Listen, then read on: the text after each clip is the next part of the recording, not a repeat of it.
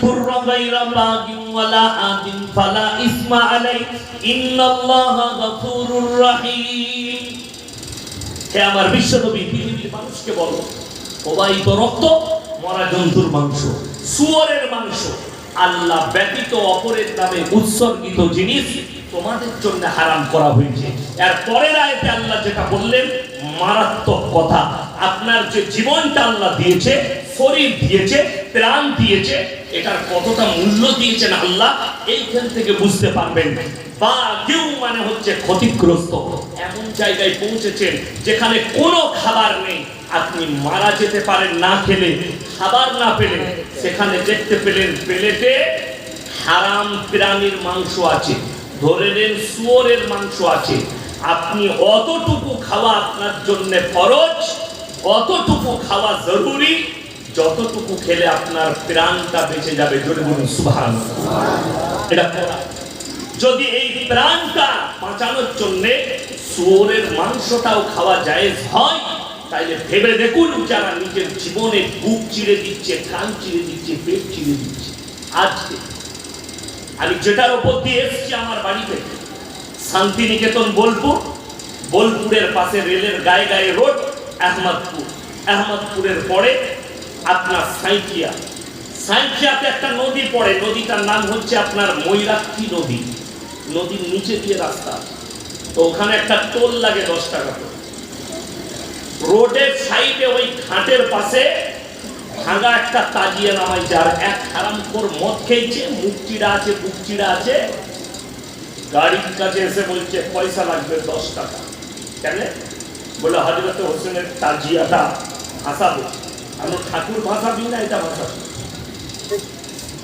শুনেলেন কিছুদিন আগে হিন্দু ভাইদের একটা পরব গেছে, সেটার নাম রথযাত্রা, হয়েছে না হয়নি? এই রথযাত্রা আর তাজিয়া দুটোর মধ্যে কোনো পার্থক্য নাই আমার কাছে। কষ্টটা বলে দিই কোথায়, ইলম না থাকার কারণে। অথচ আপনারা এত বড় মানুষ এসে বসেছেন। এটা শুধু নয়, মানিকচক থানা, গোটা কালিয়াচক থানা সমস্ত মুসলমানকে জিজ্ঞেস করুন, তারা সবাই জানে প্রত্যেকটা মুসলমান নরনারীর জন্য দ্বীনি ইলম হাসিল করা কি ফরজ। আপনি এটা জানেন? এখন যদি সমীক্ষা করি, 98% মুসলমানের কাছে দ্বীনি ইলম নাই। ঠিক বললাম না? একদম বাস্তব কথা, নেই। ওই জন্য মুসলমান আজকে পদে পদে মার খাচ্ছে। না এদের কাছে দুনিয়াবি শিক্ষা, না এদের কাছে দ্বীনি শিক্ষা, এদের কাছে এডুকেশন নাই, না এদের কোনো মাথা আছে। এদের মাথা কি? এদের মাথা হচ্ছে বোম, এদের মাথা হচ্ছে বন্দুক, এদের মাথা হচ্ছে লাঠি, এদের মাথা হচ্ছে একটা মাথা, এদের মাথা হচ্ছে একটা উগ্র লোক যে মানুষকে লাঠি দিয়ে মারামারি করা। তুমি যদি তোমার মাথা ইমামকে ভেবে দিতে, তোমার মাথা যদি কোনো শিক্ষিত লোককে করতে, তোমাদের এই হাল হতো। আজকে বড় কষ্ট লাগে, দুঃখ লাগে। হাওড়া ডিস্ট্রিক্টের কথা বলছি, মুসলমান যুবকরা, মুসলমানদের হালতটা বলে দিই, আমার যারা যুবক ভাই আছেন তারা ভালো করে শুনবে। মুসলিমরা অভিযোগ করছে, হাওড়া জেলা, জায়গার নাম বলবো না, রেকর্ডিং হচ্ছে, কালকে ফেসবুক ইউটিউবে যাবে, তারা গালি দিবে, কিন্তু বাস্তব সত্য বলছি। হিন্দু ভাইরা ঠাকুর ভাসাতে যাচ্ছে। আমরা যে দেশে বাস করছি সেকুলার দেশ, হিন্দু মুসলিম সব একসাথে বসবাস করছে। তারা ঠাকুর ভাসাতে যাচ্ছে মসজিদের পাশে, ডিজে বাজিয়েছে, গান বাজিয়েছে, ড্যান্স করতে করতে গেছে। আপনি থানায় গিয়ে অভিযোগ করলেন যে স্যার আমাদের নামাজের ক্ষতি হয়েছে, আমাদের ইমানের ক্ষতি হয়েছে। কেন? মসজিদের পাশ দিয়ে ডিজে বাজিয়ে যাচ্ছে। এটাতে যদি নামাজের ক্ষতি হয়, এটাতে যদি ইমানের ক্ষতি হয়, যারা মুহররমে কালিয়াচকে মসজিদের পাশে ড্যান্স করছে, এটাতে তোমার ইমান মজবুত হলো? যারা বেটা বিটির বিয়েতে গান বাজনা বাজাচ্ছে, এটাতে তোমার ইমান মজবুত হচ্ছে, তোমার নামাজের ক্ষতি হয় না, তোমার ইমানের ক্ষতি হয় না। হাওড়া জেলায় সলম মোড় থেকে এমন কোন গ্রামটা নাই, পাড়াটা নেই, ঈদের দিনে হারামখোর মুসলিম যুবকরা ডিজে বাজাচ্ছে। আমার বর্তমান টাউনের কথা বলছি, কম বেশি 50টা 40 থেকে 50টা মসজিদ আছে। আলহামদুলিল্লাহ সব মসজিদই দাওয়াতের মেহনত আছে। কিন্তু দুঃখের বিষয়, ঈদের দিনে যেদিনে চাঁদ উঠবে সেই চাঁদ রাত থেকে হারামখোর মুসলিম যুবকরা সারা দিন ড্যান্স করছে, ঈদ পালন করছে আর মদ বিক্রি করছে। জায়গার নাম লোহাপুর। এই রোডের উপর, আমি লোহাপুরের উপর দিয়ে এলাম, নাম শুনেছেন না? শুনি। মোরগ্রাম থেকে ভেঙে যাবে দার্জিলিং মোড় রোড, যেটা দুর্গাপুর যাচ্ছে, ওই রোডে ঢুকলেই প্রথম পড়বে লোহাপুর। বহুত বড় মাদ্রাসা আছে, আমি জলসা করেছি ওখানে। ওই এলাকায় একটা গ্রামে জলসায় গেলাম রমজান মাসে।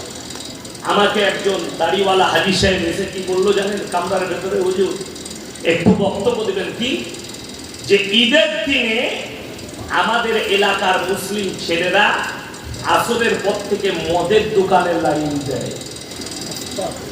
কত দুঃখ।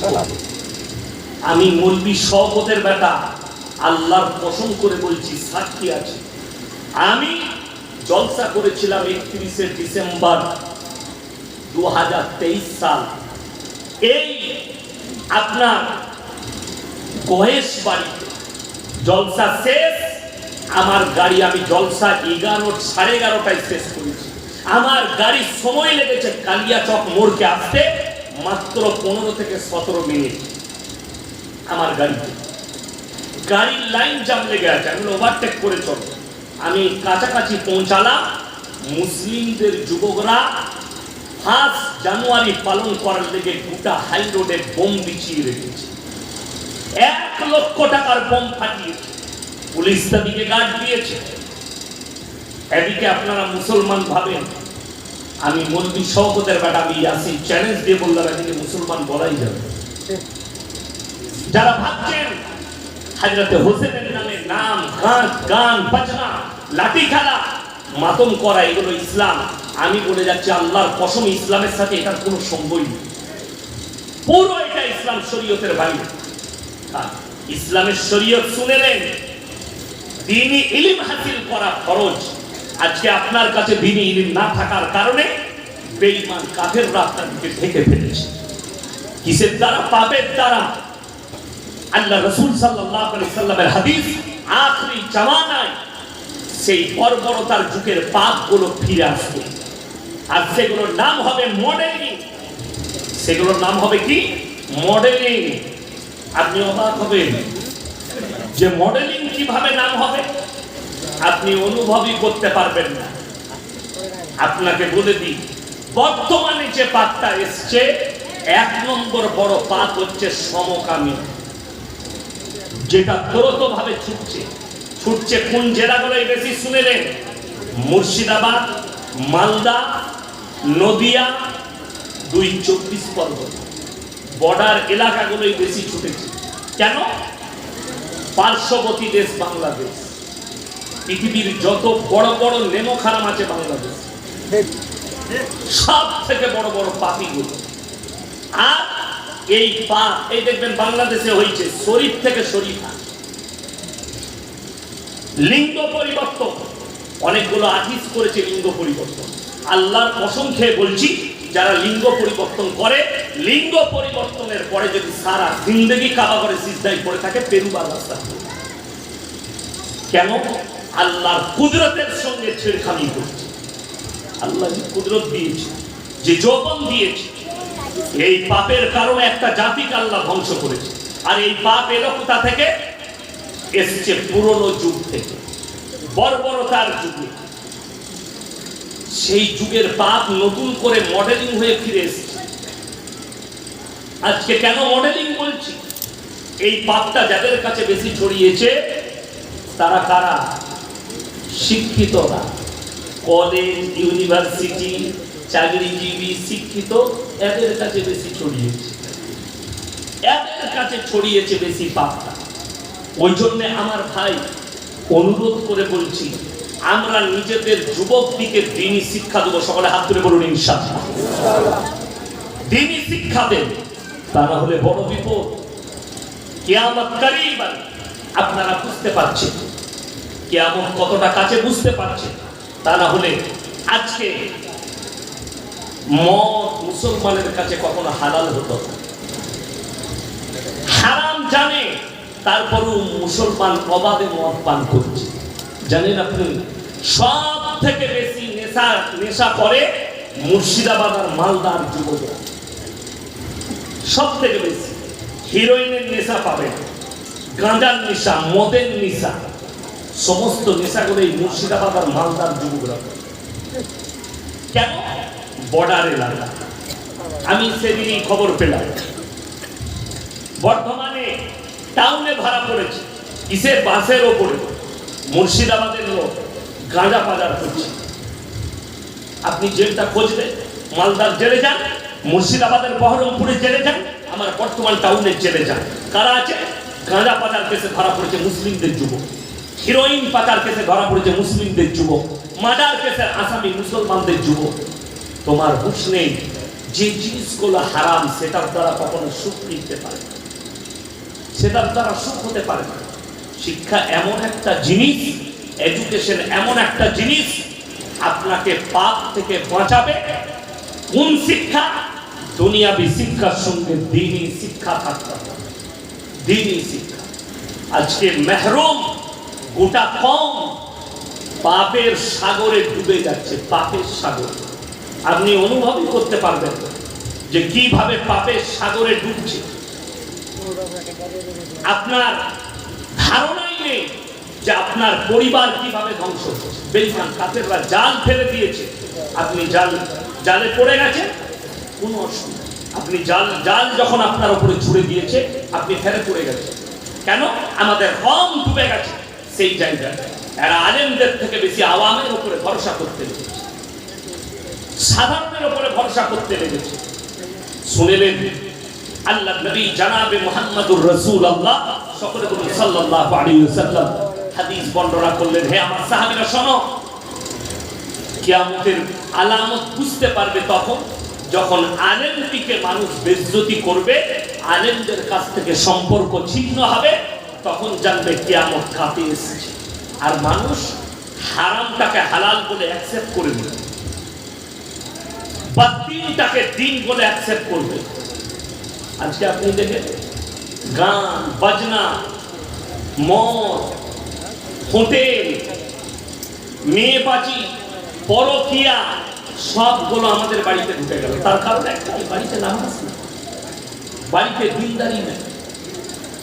আপনি দিন কি বুঝেছেন? আমি সেদিনে একটা ছেলেকে জিজ্ঞেস করলাম, কত বয়স হলো? বললে আমার 32 বছর। কটা ছেলে পিলে? বলে হুজুর বিয়ে হয়নি। কেন রে? বললে আমার বাপ বলেছে, বাপ মা বলছে নিজের পায়ে দাঁড়া তারপরে বিয়ে করবো। আমরা তোর আর জীবনে ছেলে হবে না। কথা বুঝতে পারবে? এই বাম্মা গুলো হচ্ছে পাপী বাম্মা, যারা বলে তুমি নিজের পায়ে দাঁড়াও তারপরে বিয়ে করবে। যুবকরা শুনে নাও, যদি ছেলের উপযুক্ত বয়স হয় আর বাবা মা যদি বিয়ে না দেয়, সেই ছেলের জন্য উচিত নিজের পছন্দ মতো মেয়ে দেখে বিয়ে করবে। এটা আমি মৌলবি শওকতের বাটা ফতোয়া দিয়ে গেলাম। যদি আমার এই ফতোয়াটা কেউ কেটে দেয়, সেই মৌলবির জুতোর মালা করবো আমি স্টেজে বসে। উপযুক্ত বয়সে, আজকে শুনে আপনি খবর নেন, বেশিরভাগ যুবক উপযুক্ত বয়সে বিবাহ না দেওয়ার কারণে তারা পরকীয়ায় আর জিনায় লিপ্ত হয়েছে, তারা হস্তমৈথুনে লিপ্ত হয়ে আছে, তারা নিজেদের যৌবনকে নষ্ট করছে। আর এই বাবা মা বসে বসে তামাশা দেখছে, বলছে নিজের পায়ে দাঁড়াতে হবে। আমি মৌলবি শওকতের বেটা বলি, আমার যখন আমার আব্বাজি বিয়ে দিয়েছে, আমার তখন মাদ্রাসায় বেতন ছিল 2100 টাকা। কত বললাম? 2100। বইয়ের শাড়ি আর ব্লাউজ কিনতে 2100 টাকা শেষ হয়ে যাবে, হবে না? হবে না? 2100 টাকা। আমার আব্বাজি বললে, আমি বললাম আরো কিছুদিন চাকরি করি, মাইনে বাড়ুক। আবার আব্বাজি কি বললে জানেন? রুজির মালিক আল্লাহ। সকলে যেরকম সুবহানাল্লাহ, রুজির মালিক আল্লাহ। ছেলেকে বিয়ে দাও, রুজি আল্লাহ মানতে। যারা মনে করেন যে কোনো কাজে লাগুক, আরে বিয়ে করুন, আল্লাহ তাআলা তো কারো জরিয়ায় কেউ কি আল্লাহ রুজি দেন?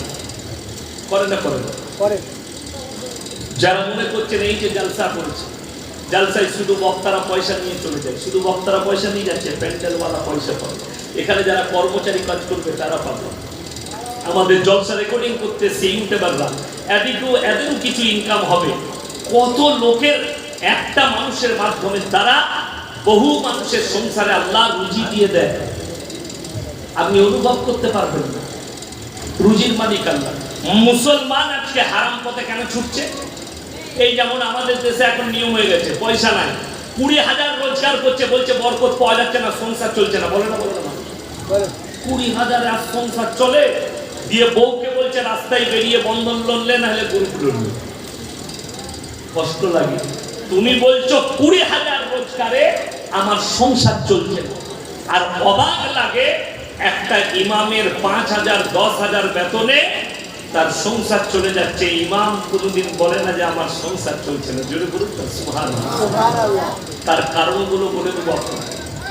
তার কারণ শুনলে আপনার দিমাগ কেটে যাবে। যারা মনে করছে যে হায় হায় ইনকাম নাই, খাবো কি, 10,000-এ কখনো সংসার চলে, 20,000-এ সংসার চলে, শুনেলেন আমাদের মতো মলবি নয়। একটা সাধারণ ফিল্মের আর্টিস্ট, তার নাম হচ্ছে জাভেদ জাফরি। যদিও আমি তাকে পছন্দ করি না, মন থেকে ঘৃণা করি। সে একটা কনফারেন্স করছে, সেখানে অনেক যুবক আছে, হিন্দু মুসলিম খ্রিস্টান সব আছে। তো একটা মুসলমান যুবক বললে যে স্যার मेरा एक सवाल था। क्या सवाल है? बोले आज पूरे दुनिया के लोग दुनिया के पीछे भाग रहे हैं, इसके बारे में कुछ कहो, कुछ बोल दीजिए। तो তিনি জিজ্ঞেস করলেন तुम कौन से धर्म से हो? बोले मैं मुसलमान। কি উত্তর দিলে জানে? ये मुसलमान तू दुनिया के पीछे मत भाग, तू 1400 साल पीछे चला जा, दुनिया तेरे पीछे भागेगी। जो बोलूं सुभान अल्लाह। मुसलमान তুমি 1400 বছর পেছনে রাসূল আকরাম সাল্লাল্লাহু আলাইহি সাল্লামের জীবন আদর্শের উপরে কোরআন আর হাদিসের মতো জীবন যাপন করো, দুনিয়া তোমার পেছনে ছুটবে। আজকে উলামারা আমরা দুনিয়ার পেছনে ছুটিনি, আল্লাহ দুনিয়াকে আমাদের পেছনে ছুটবে। 5ই আগস্ট আমার মুম্বাই সফর আছে। একজন খবর পেয়েছে আমার বন্ধু, বললে ভাই আমার বাড়িতে একদিন খেতেই হবে। মনে থাকলে খাবো, থাকলে খাবো। বললে দামি হোটেলে নিয়ে যাবে। আমরা এই তো আল্লাহর কৃপা, আমাদেরকে আল্লাহ কোটি টাকা ব্যাংক ব্যালেন্স দেয়, ধনী করেনি। কিন্তু রাসূলের হাদিস শুনেলে যারা আল্লাহর রাস্তায় দিনের পথে থাকবে, আল্লাহ মৃত্যুকাল পর্যন্ত তাদেরকে ইজ্জতের রুজি দান করবেন। জোরে বলুন সুবহানাল্লাহ। ইজ্জতের রুজি দান করবে। আজকে মুসলমান কার উপরে বিশ্বাস করতে লেগেছে? আল্লাহর সৃষ্টির উপর। আল্লাহর উপরে নয়, তার সৃষ্টি করা বস্তুর উপরে বিশ্বাস করতে লেগেছে। আমি কালকে ফুরফুরার মাটিতে ছিলাম, চ্যালেঞ্জ ছুড়ে বলে এসেছি, দাদা হুজুরের একটা কল বার করে দেখা। দাদা হুজুর পীর কেবলা রহমতুল্লাহ আলাইহি তিনি বলে গিয়েছেন, তিনার ওসিয়তনামায় লেখা আছে মেয়েদের মাজারে যাওয়া তো দূরের কথা, নিয়ত করাটাও হারাম। কে লিখেছে?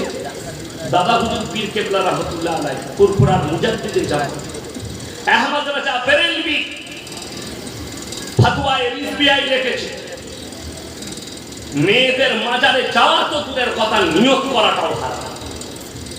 চলুন আপনি আমাদের দেশে পাথর চাবড়িতে দেখিয়ে দেবো কতগুলো মেয়ে সিজদা দিচ্ছে, আজমিরে দেখিয়ে দেবো কতগুলো মেয়ে সিজদায় পড়ে আছে। বড় কষ্ট লাগে এই নারীদের প্রতি যারা জাহান্নামের পথ নিজেরা বেছে নিচ্ছে।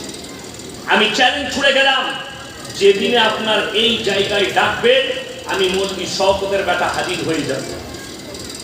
আর যদি বলেন এখানে হবে না, মালদা সুজাপুরে ডেট করবে, ডাকে খালি প্রমাণ করিয়ে দিবে যে মাজারে মেয়েদের জন্য সিজদা দেওয়া জায়েজ আছে। একটা প্রমাণ দেন, খাজা মঈনুদ্দিন চিশতি রহমাতুল্লাহ আলাইহি তিনি তিনার কিতাবে লিখে গিয়েছেন, আমি মরে যাওয়ার পরে আমার মাজারে চাদর চড়াবি, আমার মাজারে সিজদা দিবি, আমার মাজারের পাশে এসে আমার কাছে ভালো মন্দ চাইবি।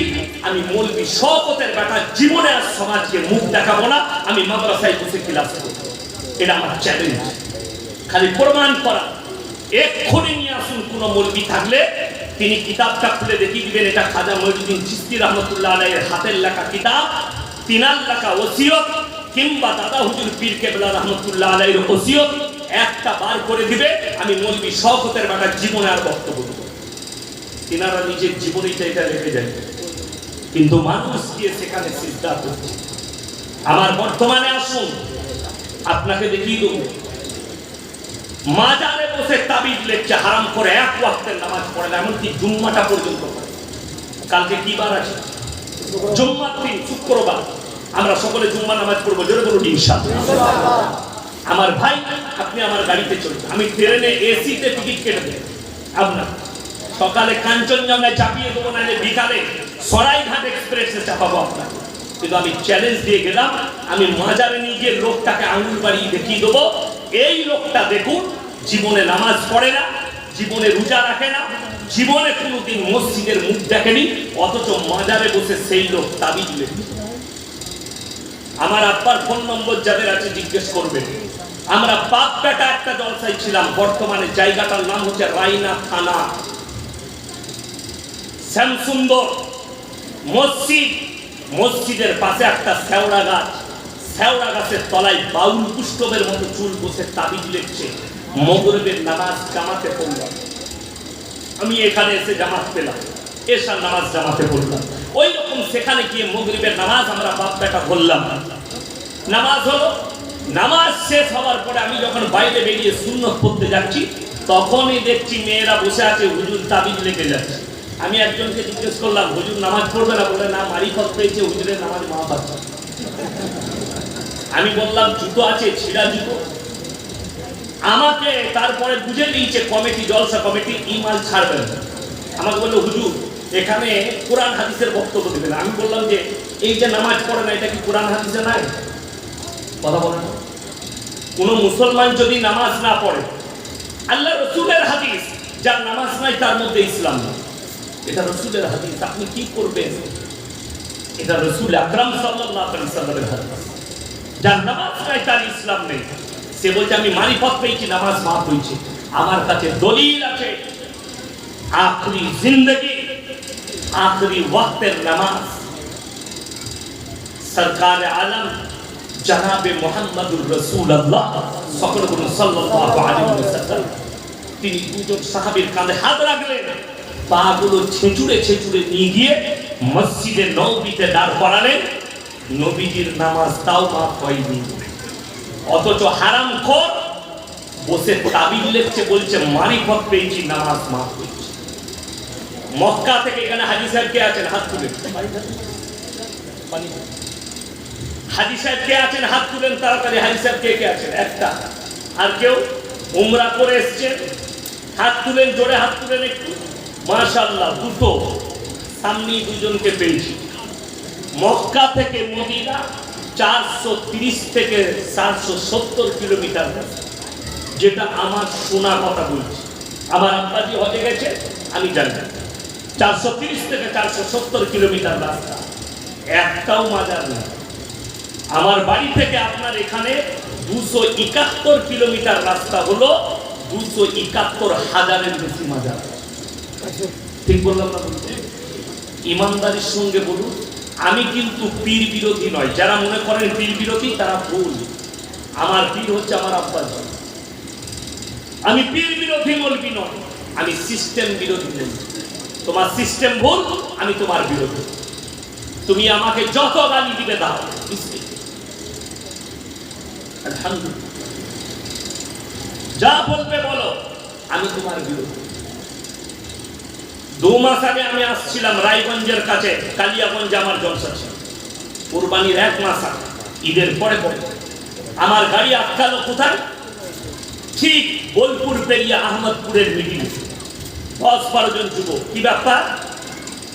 আমার দিকে পাঠাও। ড্রাইভারকে বললাম এলো। বললে আমরা হুজুর ওরস করবো, চাঁদা লাগবে। আলহামদুলিল্লাহ দেবো, কোনো অসুবিধা নাই। আচ্ছা বাবা, ওরসে কি কি করবে? সমস্ত মানুষ দিকে আমরা তামান্নুক খাওয়াবো। আমি বললাম বাবা আর কি হবে? বললে যারাই আসবে দেশ বিদেশ থেকে, কবরে মাজারে যা চাইবে তাই পাবে। আমি বললাম তাহলে তো তোমরা মূর্খ, গাড়ি দাঁড় করে চাঁদা তুলছিস কেন? কবরে গিয়ে বল বাবা তোমার নামে ওরস করবো, টাকা দাও, পেয়ে যাবে। কথা বুঝতে পারেন? তাহলে গাড়ি দাঁড়িয়ে সবাই যদি ওইখানে সব বাচ্চা তোরাই পাচ্ছিস না, তাহলে তোদের ওরস করা চলে না যখন তোদের কবুল হচ্ছে না। বড় কষ্ট লাগে আমাদের দেশে। আমি ইয়াসিন বেঁচে আছি, আমাকে যদি এখনই কেউ মারতে আসে আমি আটকাতে পারবো না? পারবো না? কথা বলে না? আমি হাতের দ্বারা ধরে নিতে পারবো, আটকাতে পারবো? কেন? আমি জীবিত, এখন আমার শক্তি আছে, আমি তার সঙ্গে লড়াইও করতে পারি। কিন্তু আমি যদি এখন মরে যাই আর কেউ যদি আমার গালে চড়াই, তাকে ঘুরিয়ে চড়াতে পারবো? কেন? মরে গেলে ক্ষমতা শেষ না শেষ হবে? আমাদের দেশের কিছু গুটকা জিলাপি হুজুর তারা বলছে মরে গেলে পীরের পাওয়ার বেড়ে যাবে। অবাক লাগে, দুঃখ লাগে। আমি কারোর বিরোধী নয়, কিন্তু আমার বলার উদ্দেশ্য বেঁচে থাকতে পাওয়ার নাই, মরে গেলে পাওয়ার বেড়ে গেল। চ্যালেঞ্জ ছুড়ে বলে গেলাম, একটা সুস্থ মস্তিষ্কের মানুষ যদি এখানে কেউ মারা যায়, আপনাদের ইমাম মারা যায়, আমি যদি আমার গ্রামে মারা যায়, আর আমি যদি বলি, আমার বাপ যদি বলে আমার বেটা বড় বক্তা, তাকে পুকুরের মধ্যেখানে খবর দেয়, আমার বাপকে পাগল বলবে না? বলবে না? কথা বলে না? লোকে পাগল বলবে না যে হুজুরের সব সাহেবের মাথাটা খারাপ হয়ে গেছে, বলছে বেটা মরে গেছে, বেটার খবরটা বড় বক্তা ছিল বলে বলছে যে পুকুরের মধ্যেখানে? অবাক হয়ে যাবেন শুনলে। তাহলে সুস্থ মস্তিষ্কের মানুষ, হাজী আলী বাবার কবর কোথায় আছে আল্লাহ ছাড়া কেউ জানে না, সমুদ্রের মধ্যেখানে কবর করে মাজার তৈরি করে দিয়েছে। আর আমি চ্যালেঞ্জ ছুড়ে বললাম, আমি জীবনে আর সমাজকে মুখ দেখাবো না, আমি কাল থেকে কবরে সিজদা করব। চ্যালেঞ্জ ছুটতে হবে, কাগজ করতে হবে, প্রশাসনের কাছে কাগজ করো, মাজারটা ভেঙে দেখো ভেতরে কিচ্ছু নেই, ফাঁকা। আমি ইয়াসিন বলে গেলাম। কেন? হাজী আলী বাবা বলে বাবা আছে, আমি মেনে নিলাম, কিন্তু ওই মাজারে তিনার কবর নয়, ওটা ফাঁকা। যদি বলেন দলিল, আমার গাড়িতে চাপেন, আমার এলাকায় দলিল দেবো। রামপুর বলে একটা গ্রাম, ঝগড়া হয়েছে, ওরস করতে দেবো, একদল বলছে করতে দেবো না, আমাকে বিচারে পাঠাইছে। আমি তাকে বললাম যে ভাই কেন করতে দিবি না? আর তুমি যে করছো, তোমার এই কবরে কোন হুজুর শুয়ে আছে?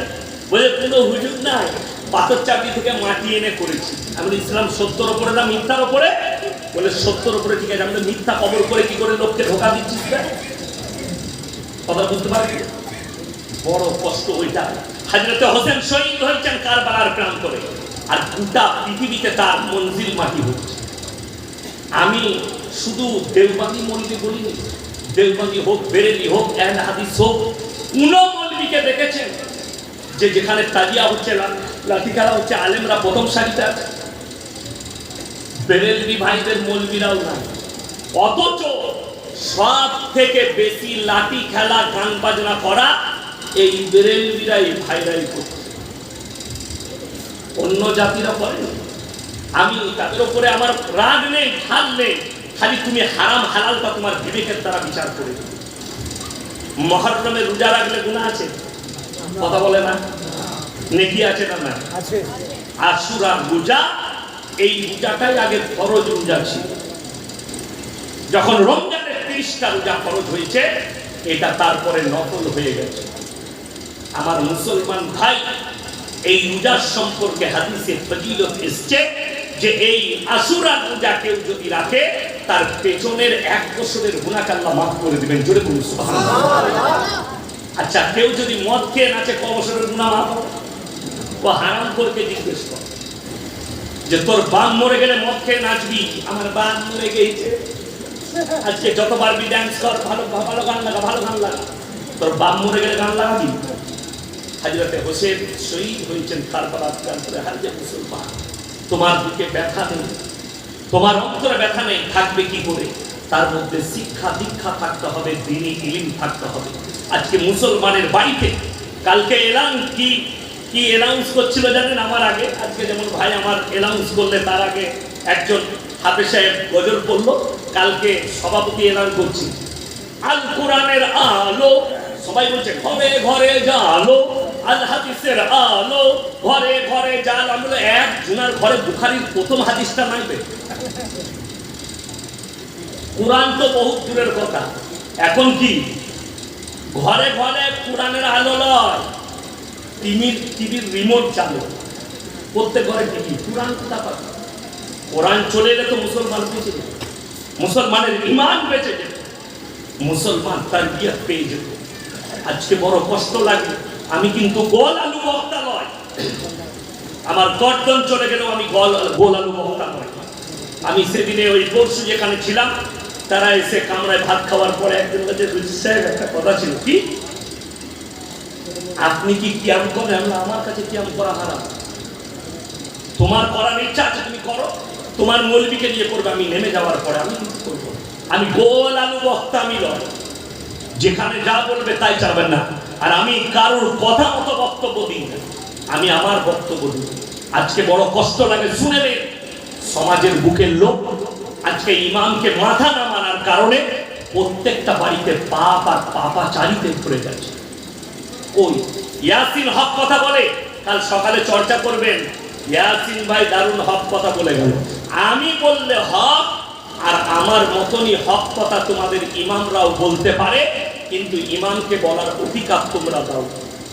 ইমাম সুদের বায়ান করলে ইমামের চাকরি চলে যায়, ইমাম মদের বায়ান করলে মদখোররা পেছনে লাগে, ইমাম সাহেব হারাম হালালের বায়ান করলে নামাজ পড়ার পরে যে হারামখোররা হারাম খায় তারা পেছনে লাগে, আগে কিভাবে তারা দিচ্ছে চেষ্টা করে।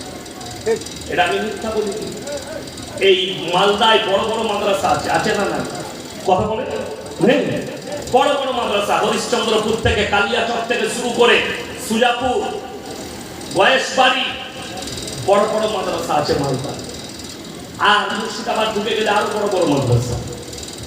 একটা এই মালদা ডিস্ট্রিক্টের কথা বলছি, একটা মাদ্রাসার মৌলবি, মাদ্রাসার শিক্ষকরা যদি প্রমাণ দিতে পারে অমুক গ্রাম থেকে মসজিদ গ্রামবাসী এসেছিল যে হুজুর গ্রামে মসজিদের কমিটি করব, সেক্রেটারি, গেসিয়ার, মেম্বার, প্রেসিডেন্ট কোন কোন লোক হতে পারবে তার শর্তগুলো যদি কোনো মৌলবি প্রমাণ দিতে পারে মাদ্রাসাওয়ালা, আমি মৌলবি সভাপতির বেটা স্টেজে ক্ষমা চেয়ে যাব, কেউ জানে না।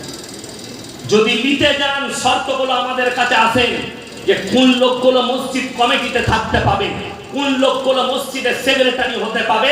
এই মালদা জেলায় যদি 1000 মসজিদ থাকে, 950 মসজিদের সেক্রেটারি গেসিয়ারের নামটা কাটা যাবে। আমি চ্যালেঞ্জ ছুড়ে বললাম। যদি বলেন কেন? 1 নম্বর মসজিদের সেক্রেটারি হতে গেলে 1 নম্বর শর্ত ইমামের অবর্তমানে ইমামতি করার যোগ্যতা থাকতে হবে। বলবো আমার বর্ধমান জেলায় মসজিদের পাশে পুকুর, পুকুরের চারিদিকে 40টা তাল গাছ, তাল গাছ বুঝেন? আর এই গ্রীষ্মকালে যখন তাল ধরে না, যখন কুড়ি আসে তালের, যখন এই কুড়িগুলো আসে সুড়া ফুটে, তখন দেখবেন আমাদের দেশের আদিবাসী ভাইরা তারা রস টাঙে, মানে তাড়ি টাঙে, তাড়ি, সেটাও মদ বিক্রি করে, মানুষ খাই, নেশা হয়। তো মসজিদের যে সেক্রেটারি, সে জীবনে হারামখোর নামাজ পড়ে না, তার মধ্যে দিনও নাই, সে পয়সার জোরে, গায়ের জোরে সেক্রেটারি হয়েছে। 40টা গাছ কি সাঁওতাল দিকে কন্ট্যাক্ট দিচ্ছে, তোরা এগুলো লে, তাড়ি টান, তাড়ি ব্যবসা করবি, আর তাড়ি ব্যবসার পরে প্রতি গাছ পেছু 3000 করে টাকা দিবি। নাউজুবিল্লাহ বলে। মদ বেচা টাকা মসজিদে লাগাচ্ছে কে? সেক্রেটারি। আর সে বলে রেখেছে আমাকে 1 হাঁড়ি করে দিবি, মানে সে মালু খায়। তা বুঝতে পারছেন মুসলমান কওমের কতটা উন্নতি হতে পারে। অথচ কোরআন বলছে আতিউল্লাহ ওয়া আতিউর রাসূল ওয়া উলিল আমরি মিনকুম ফাইন তানাযাতুম ফি শাইইন ফারুদ্দুহু ইলাল্লাহ।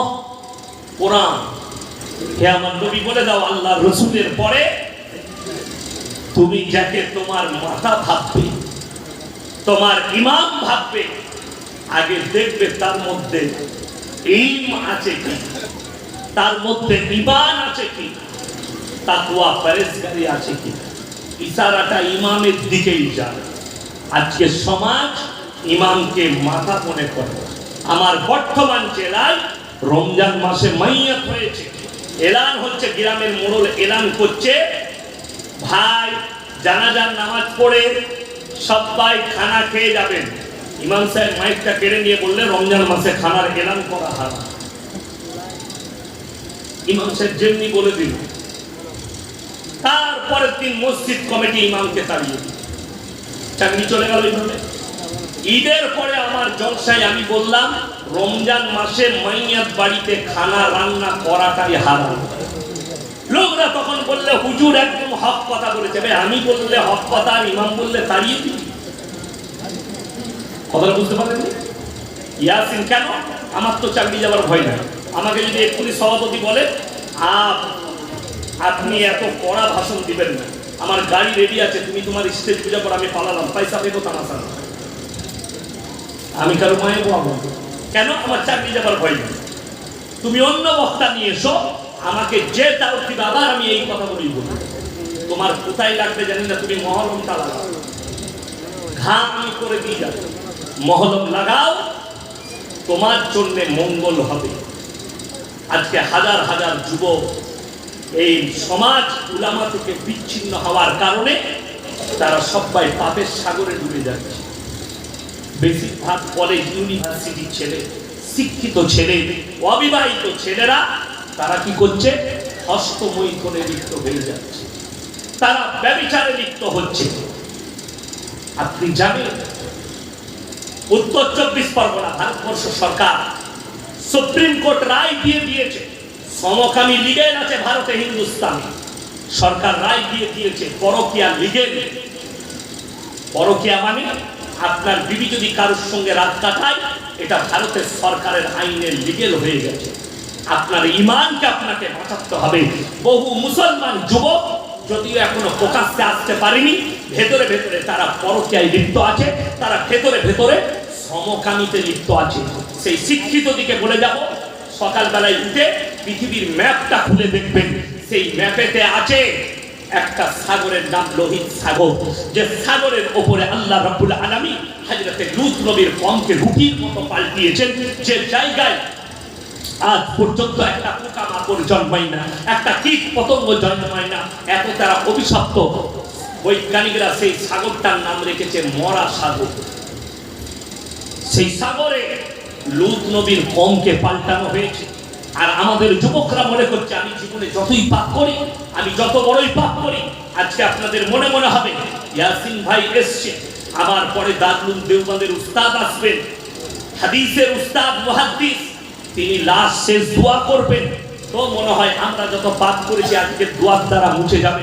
জেনে রেখে দাও, তুমি যদি পাপ করার পরে, জিনা করার পরে, ব্যভিচার করার পরে তুমি যদি মনে করো 1-3 বছরে জলসায় বসবো, আবার আমি ওই পাপগুলো করব, তুমি যদি সমকামী হওয়ার পরে তুমি যদি মনে করেছো পীরের দোয়া দিয়ে, পীর যদি মানি আমি এবং কোন মৌলবীর দোয়ায় যদি শামিল হয় আমার ক্ষমা হয়ে যাবে, তাইলে তুমি ভুল বার্তায় আছো। হযরতে লূত নবীর বিবির জন্য আল্লাহ লাকির টেনে দিয়েছেন, লূত নবীর বিবি জাহান্নামী, এটা রদ করা হবে না। নূহ নবীর বিবি জাহান্নামী, আল্লাহ লাকির টেনে দিয়েছেন, এটা রদ করা হবে না। অর্থাৎ যারা ভাবছেন আমরা পাপের সাগরে ডুবে থাকবো, অথচ আমার বাপ মা, আমাদের পূর্বপুরুষ, আমাদের পীররা এরা দোয়া করবে অবশ্যই পেয়ে। তাহলে আপনাকে জিলাপি হুজুরের মুরিদ হতে হবে, ইয়াসিনের মুরিদ হলে হবে না। এই আমি পরশু শুনছিলাম বাংলাদেশ থেকে একজন ভাই রেকর্ডিং পাঠিয়েছে, একজন আছে শামীম রেজা বলে, বাউল বুস্তমের মতো চুপ, তো সে বায়ান করছে কি, আমার কাছে বায়ানটা আছে। ভাইরা মায়েরা বোনেরা, বড় পীর আব্দুল কাদের জিলানী রহমাতুল্লাহ আলাইহি তিনি খেয়ানা খেতে বসেছেন, তেনার দস্তরখানে দেশি মুরগি আছে, যেমন আমাকে আজকে দেশি মুরগি দিয়ে ভাত দিয়েছে, বলে দেশি মুরগি খাচ্ছেন। তেনার একজন মুরিদ বললে বাবা আপনি কেন জান মেরে খাচ্ছেন? বড় পীর আব্দুল কাদের জিলানী বলছেন, হে আমার মুরিদ শোনো, আমি যে মুরগিটা খাচ্ছি, আমি আব্দুল কাদের মুরগিটাকে আবার জীবিত করার ক্ষমতা রাখি। নাউজুবিল্লাহ। এই কথা জীবনে বড় পীর আব্দুল কাদের জিলানী বলেন, কিন্তু এই গুটকাখোরকে কে বুঝাবে? এই জিলাপি হুজুরকে কে বুঝাবে? এই তহমত লাগানোর কারণে এই মৌলবি কিয়ামতের দিনে পাকড়াও হবে। লেখে নিয়ে যান, আমার মতো 100টা মৌলবি ধরা পড়বে কিয়ামতের দিনে, ধোঁকাবাজ, প্রতারক, সমাজকে ধোঁকা দিয়েছে।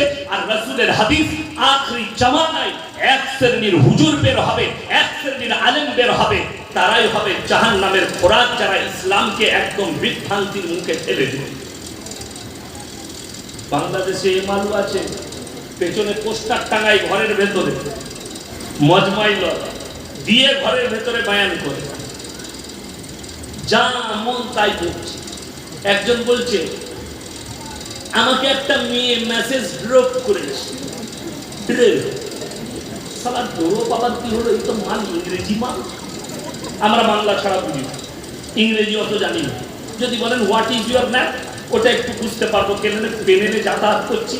হ্যাঁ, মাঝে মাঝে আমরা লোকের শুনেছি কি বুঝলেন। আমি প্লেনে যখন প্রথম চেপেছি মনে মনে করছি সারা পানি পিয়াস লেগেছে, চাইবো কি করে।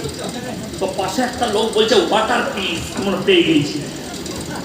আর আমি তো হাফিজে কোরআন, ক্যাচ করার ক্ষমতা আছে। আমি সঙ্গে সঙ্গে তাকে ওয়াটার প্লিজ, পানি নিয়ে চলে। বাকি ইংরেজি জানি না। বাংলাদেশে দেখছি সারা ইংরেজি বক্তা বেরোচ্ছে। আমাকে একজন মেসেজ ড্রপ করেছে, আমার গার্লফ্রেন্ড আছে, গার্লফ্রেন্ডের রাখাটাও শূন্য, তাহলে এই হারাম করকে ধরে নিয়েছে জবাই করা শূন্য। এর থেকে বড় হারাম কাজ আর কিছু নাই। এই আমার যুবকরা শুনে যান, মা বুকে দুধ পান করাইছে না করাইনি, বাপ 18 বছর পর্যন্ত পেলেছে। আমাদের যুবকরা বাপ মায়ের ভালোবাসা বুঝতে পারবে না। কিন্তু যদি কালিয়াচক বাজারে কেউ কি যদি কোনো মেয়ে একবার খালি বলে দেয় আই লাভ ইউ, হারামখোর রাতের বেলায় বেলেটে করে বুকে নাম রেখেছে পাল্লি, খুব চিনে নাম রেখেছে, দিয়ে বলছে জান্নাতে যাও। কেন বলছে ফিল্মে দেখলো একটা নায়ক নায়িকার নাম লিখেছে হারাম করে, ওটা স্টিকার বে। তোমার জানা না ওইগুলো স্টিকার, তাদের মরণ নাই, বইয়ের নাম বাদ দিয়েছে, ওইখানে নায়িকার নাম লিখতে যাবে। এই ধরনের আলেমরাই হচ্ছে জাহান্নামের খোরাক, যারা ইসলামকে বিকৃত করে দিবে। ইসলামী শরীয়তে আমার রাসূল আকরাম সাল্লাল্লাহু আলাইহি সাল্লাম বিবাহ কোন সিস্টেমে করবেন, কোন মেয়ে পছন্দ এলে আপনি কোন সিস্টেমে প্রস্তাব দিবেন, এটাও রাসূল শিখিয়েছেন। জোরে বলুন সুবহানাল্লাহ। আপনি পেয়ে যাবেন রাসূলের হাদিস থেকে। আল্লাহ নবী জনাবে মুহাম্মদুর রাসূলুল্লাহ সকলে বলুন সাল্লাল্লাহু আলাইহি ওয়াসাল্লাম, নবীজির বিটি ফাতেমাতুজ জাহরা রাদিয়াল্লাহু তাআলা আনহা, তিনার বিবাহের জন্য প্রথম প্রস্তাব যিনি এনেছিলেন তিনি হচ্ছেন হযরত উসমান গনি রাদিয়াল্লাহু তাআলা। ইয়া রাসূলুল্লাহ, আমি আপনার মেয়েকে বিবাহ করতে চাই। আল্লাহর রাসূল বললেন, হে উসমান গনি, তুমি ফাতেমার থেকে ভালো বিবি পাবে, ফাতেমা তোমার থেকে ভালো স্বামী পাবে। জোরে বলুন সুবহানাল্লাহ। হযরত আলীকে আল্লাহর নবী বললেন, যাও তুমি নিয়ে এসো দেলমোহর, মহারানা, তোমার সঙ্গে বিয়ে দেওয়া হবে। আজকে আলেমদের কাছ থেকে বিচ্ছিন্ন হওয়ার কারণে মুসলমান কতটা বিবেকহীন এবং কতটা বদদিনের মধ্যে ঢুকেছে এটা বলে দিই। গত বছরে এই প্যান্ডেল নয়, এইরকম 10টা প্যান্ডেল হবে, 10টা। কোথায়? মালদাতি, আপনার বাকরপুর, সুজাপুরের পাশে বাকরপুরে 10টা প্যান্ডেল হবে। বহুত ছেলে মেয়ে, আমার দাওয়াত ছিল, আর একজন বক্তা ছিল। তো বললে ওখানে গণবিবাহ হবে, 7টা বিয়ে পড়ানো হবে। ভালো, তাদের ইমামরাও এসছে। আমি বসলাম গিয়ে 9টায় টাইম। তো বললে আর 2টো বিয়ে পড়ানো বাকি আছে। বিয়েগুলো আমি শুনছিলাম, লাস্টের 2টো বিয়ে শুনলাম স্টেজে বসে। কি বলছে শুনে রেখে, 90,000 টাকা দেলমোহর, 200 টাকা লবণ। 200 টাকায় বউ পাওয়া যাচ্ছে মালদার। আমার দাদা তোদের বীজ মারছেন। তো আমি খুতবা না পড়ি, আমি দেখছি বেচারাটা চলে যাবে, তার আগে বলেনি। তো আমি সেদিনে আমি ট্রেনে এসেছিলাম, গাড়ি ড্রাইভারের শরীর খারাপ ছিল, ট্রেনে এসেছিলাম।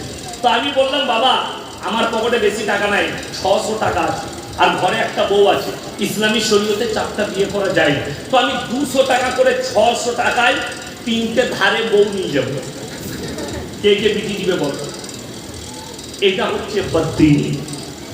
আলেমদের সঙ্গে সুপরামর্শ না নেওয়ার কারণে এরা জানেই না মহারানা হযরত আলী রাদিয়াল্লাহু তাআলা আনহু নিজের যুদ্ধের জামাটা বিক্রি করতে গেছেন মার্কেটে। হযরত উসমান গনি রাদিয়াল্লাহু তাআলা দেখে বুঝতে পারলেন যে আলীর কাছে দেলমোহরের পয়সা নাই। তিনি বললেন, ও ভাই আলী, এটার দাম কত? উনি দাম বললেন, কিনে নিলেন, বিক্রি হয়ে গেল, কিছু দূর চলে গেছে। ও ভাই আলী, এইদিকে এসো। কি ব্যাপার? বলে, তুমি তোমার জামা বিক্রি করেছো। পয়সা পেয়েছো? জি পেয়েছি। আমি আমার টাকা পেয়ে গেছি। আমি আমার জামা পেয়েছি, তুমি তোমার টাকা পেয়েছো। বাহ, মাশাআল্লাহ। এরপরে শোনো, এই যুদ্ধের জামাটা আমি তোমাকে হাদিয়া করলাম। জোরে বলুন সুবহানাল্লাহ। হযরত উসমানে গনি রাদিয়াল্লাহু তাআলা মুখে বললেন, হে উসমানে গনি, তুমি আমাকে জামাটা হাদিয়া করলে? বলে, জানো আমি কত বড় ভাগ্যবান যে আমার এই পয়সাটা রাসূল সাল্লাল্লাহু আলাইহি সাল্লামের মেয়ের বিয়েতে দেনমোহর হিসাবে কাজে লাগবে। জোরে বলুন সুবহানাল্লাহ। এতটুকু মনোক্ষণ না। আমাদের সমাজের লোকের একটা রোগ আছে, যদি বেকার মেয়ে দেখতে যায়, কালিয়া চোখে দেখেছে, দিয়ে ছেলের মেয়ের বাপ বললো, না বাবু বিয়েটা হবে না, আমার মেয়ে করতে চাইছে না, ছেলেকে পছন্দ না। গ্রামের লোক জিজ্ঞেস করছে, ধরমপুরের লোক চায়ের দোকানে, তোর ছেলে যে দেখতে গেলি, কি হলো? মেয়ে দেখতে গেলি? হারামি বে লোক, একদম বাজে লোক, মেয়ে ভালো নয়, কিছুই জানে না, আন্দাজে বললো। এর থেকে বড় গুনাহে কবিরা আর কাঁচা পাপ আর কিছু হতে পারে? আপনি কি উত্তর দিবেন? ভাই তকদিরে ছিল না, হলো না। মেয়ে খুব ভালো, পরিবার ভালো ছিল, কিন্তু তকদিরে নাই, হলো না। এটা হচ্ছে ইমানি ভাষা, এটাই হচ্ছে শরীয়তের ভাষা। আপনার কাছে এই ভাষা নেই কেন? আপনার কাছে না দ্বীনি শিক্ষা আছে, না দুনিয়াবি এডুকেশন। এই দুটো না থাকার কারণে আজকে আপনার কাছে এটা। তা না হলে কোনো মৌলবি বলতে পারে স্কুলে না যাওয়ার কারণে, তার কাছে দুনিয়াবি এডুকেশন না থাকার কারণে এটা। যে বড় পীর, আপনারা বলুন তো, রসুলের দরজা বেশি না বড় পীরের দরজা বেশি? কথা বলে না? রসুলের দরজা বেশি, আল্লাহর দরজা আরো বেশি। যিনি সৃষ্টিকর্তা, রসুলের একটা হাদিস বার করে যদি কোনো মৌলবি দেখাতে পারেন যে আল্লাহ রসুলকে আল্লাহ ক্ষমতা দিয়েছিলেন মৃত মানুষকে জীবিত করা, ওরে নেমো কারণ শোনো, এরপরে রসুলের হাদিসটা শুনে নাও। একমাত্র একটা ব্যক্তির কাছে শক্তিটা আসবে যার দ্বারা মানুষ ঈমান হারা হবে, তার নাম হচ্ছে কানা দাজ্জাল। দাজ্জাল যখন আসবে তার কাছে দুটো এমন মারাত্মক শক্তি থাকবে। একটা হচ্ছে মেঘ থাকবে না, আসমান থেকে বৃষ্টি বর্ষণ করে দেখাবে। দ্বিতীয় নম্বর, মৃত মানুষকে জীবিত করে দেখাবে। এই দুটো ক্ষমতা এই ইবলিস মারদুদকে দেওয়া হবে, কানা দাজ্জালকে দেওয়া হবে, বাকি পৃথিবীর কাউকে দেওয়া হয়নি। আমার মুসলমান ভাই, যদি আপনি বলেন বড় পীর আব্দুল, ইউপির একটা বক্তার বয়ান শুনছিলাম, মাথায় পাগড়ি বেঁধে বলছে, मेरे दोस्त सुनोगे बड़ा पीर का मर्तबा क्या है? बोलो जल्दी बोल यार, जल्दी निकालना है हमको, जल्दी सुन लो। ऐसे जोरे जोरे बोलते, बोले अगर ऐसा एक दौर था बगैर वुजू का कोई अगर बड़ा पीर का नाम ले लेते तो वो मर जाता। मैंने बोला यार ये तो हद हो गई। अगर ये सच है बगैर वुजू का नाम अगर कोई अल्लाह का ले लेते तो वो तो जहन्नम में घुस जाता। रसूलेर पावर बेशी ना बड़ पीरेर पावर बेशी? আপনারা বললেন রসুলের ইজ্জত আল্লাহর কাছে বেশি। ওটা তো দূরের কথা, বড় পীর আব্দুল কাদের জিলানী রাহমাতুল্লাহ আলাইহি একা নয়, পৃথিবীর যতগুলো পীর আছে সকলের ঈমান হযরতে আবু বকরের একটা হাতের ঈমানের সমতুল্য হবে। ঠিক বললাম না ভুল বললাম? হযরতে ওমরের জন্য যে রাসূল বলেছেন আমার পরে যদি নবুয়তের দরজা খোলা থাকতো, আল্লাহ হযরতে ওমরকে নবুয়ত দান করতেন। একটা হাদিস বার করে নিয়ে এসো, একটা riwayat বার করে নিয়ে এসো এরকম সাহাবীদের যে বিনা উযুতে কেউ আল্লাহর রাসূলের নাম নিচে আসছে মারা গেছে। কিয়ামতের দিনে বড় পীর আব্দুল কাদের জিলানী রাহমাতুল্লাহ আলাইহি কি বলবেন জানেন? আল্লাহ এই সমস্ত নেমক হারামকে ধরুন আর জাহান্নামের দিকে নিক্ষেপ করুন। আমার ভাই, আপনারা যারা মনে মনে নিয়ত করেছেন নামাজ পড়ি বা না পড়ি, রোজা রাখি বা না রাখি, আল্লাহকে ডাকি বা না ডাকি, অবশ্যই আমাদের জন্য জান্নাত রেডি আছে। তাদেরকে দলিল দিয়ে যাব। যারা মনে করছেন পাপের সাগরে ডুবে আছি, আমাদের জন্য জান্নাত রেডি হয়ে যাবে। কেন? আমরা যখন পীর ধরেছি, আমরা যখন মৌলবীকে ধরেছি, আমরা যখন ইয়াসিন ভাইকে পেয়েছি, দোয়া করে জান্নাতে। আমাদের দেশের তো নিয়ম খুব খারাপ। হাই রোডের ওপরে কালিয়াচকে হাই রোডে অ্যাক্সিডেন্ট হয়ে মারা গেছে 3 বোতল মদ খেয়ে। বলে চিন্তা কিছু নাই, হুজুরকে দাওয়াত দে, মিলাদ হবে। আমাকে এসে বলেছে হুজুর অ্যাক্সিডেন্ট হয়ে মারা গেছে। আমি আর জানি না কিভাবে অ্যাক্সিডেন্ট হয়েছে, আমি দোয়া করছি মিলাদের শেষে, আল্লাহ তুমি একে শহীদের মর্তবা দাও, জান্নাতুল ফিরদৌস দান করো। এরপরে খানা খেতে বসেছি, দেশি মুরগি দিয়ে ভাত দিয়েছি। তাকে বললাম, ভাই কি করে মরলো তোমার বেটা? খুব বাজে ছেলে ছিল, 3 বছর মদ খেয়েছে। তো বাতাকে দিলাম তো জান্নাতে হবে, কথা বুঝতে পারছি। এ বলছে জান্নাতে পাঠাতে হবে। যদি আপনাদের মনে মনে হয় যে হুজুর কেন মদ খেয়ে মদের ভাটিতে জিন্দেগি কাটিয়ে মারা গেছে, তার লেগে কি দোয়া করা যাবে না? আল্লাহ ব্যতীত অপরের কাছে সিজদা করে মারা গেছে, তার লেগে কি জানাজা পড়া যাবে না? 24 পরগনায় জলসা করছি, স্টেজে যাবি আমার কাছে ফোন এলো দক্ষিণ 24 পরগনা থেকে, হুজুর একটা মাসলা বলতে হবে। কি হয়েছে?